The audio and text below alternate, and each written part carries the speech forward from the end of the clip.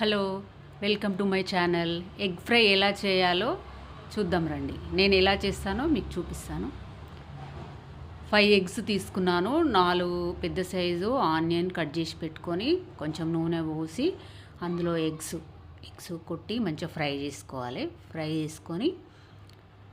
చేసిన దాన్ని పక్కన పెట్టుకొని మళ్ళీ కొంచెం ఆయిల్ వేసేసుకొని పచ్చిమిర్చి ఆనియన్ కట్ చేసినవి ఇందులో వేసేసుకొని అవి కూడా ఫ్రై చేసుకోవాలి.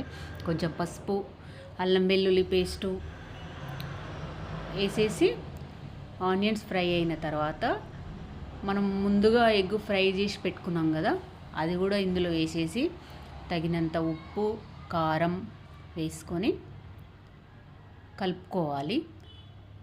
తర్వాత కొంచెం ధనియాల పొడి, కొంచెం గరం మసాలా ఇంట్లో తయారు చేసింది వేసేసిన, కరివేపాకు కూడా వేసుకోవచ్చు. లాస్ట్లో కొత్తిమీర వేసుకుంటే చాలా బాగుంటుంది. ఎగ్ ఫ్రై ఎన్ని విధాలైనా చేసుకోవచ్చు. ఫస్ట్ ఆనియన్స్ వేసి ఎగ్స్ కూడా కొట్టేస్తే ఫ్రై అవుతుంది, కానీ మొత్తం చిన్న వచ్చేసేస్తాయి. ఇట్లా ఫస్ట్ ఎగ్ ఫ్రై చేసుకుంటే ఏంటంటే చూడడానికి చాలా బాగుంటుంది, పిల్లలు ఇష్టంగా తింటారు.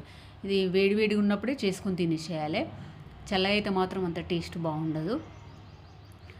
నా వీడియో కనుక మీకు నచ్చితే ఒక లైక్ ఇవ్వండి. Please subscribe to my channel.